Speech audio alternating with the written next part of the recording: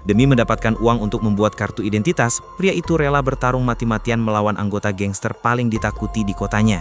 Tiba-tiba, sebuah tendangan dahsyat menghujam dadanya, sampai ia jatuh tersungkur. Bos gangster seolah-olah tidak menghiraukan aksi pria itu. Pria itu sampai kewalahan melawan anak buahnya. Namun di saat hampir dekat dengan kekalahan, pria itu berhasil bangkit dan menyerang balik musuhnya.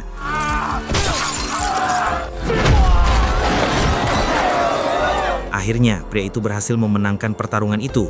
Dengan nafas terengah-engah, pria itu berjalan menuju bos gangster untuk mengambil uang, karena ia berhasil mengalahkan anak buahnya. Bos gangster pun menguji kehebatannya dan menawarkan pria itu untuk menjadi anak buahnya. Tapi pria itu menolak, karena tujuan dari ia bertarung hanya ingin mendapatkan uang. Seketika bos gangster pun marah, karena ia telah menolak tawarannya. Sehingga bos gangster tidak jadi membelikan uangnya dan menyuruh pria itu untuk datang kembali ke tempatnya 2 minggu lagi jika hanya ingin mendapatkan sebuah kartu identitas.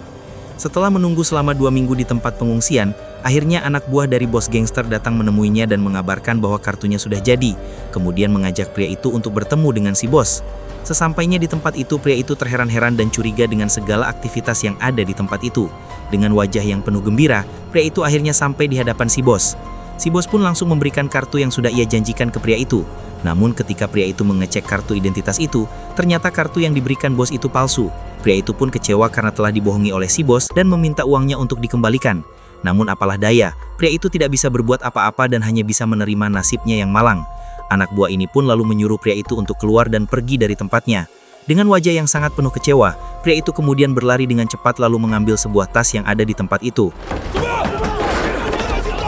Seketika si bos pun terkejut dan menyuruh anak buahnya untuk mengejar pria itu sampai dapat. Aksi kejar-kejaran di jalan raya pun terjadi, sampai akhirnya pria itu masuk ke dalam sebuah bus dan mengira dirinya telah lolos dari kejaran anak buah si bos.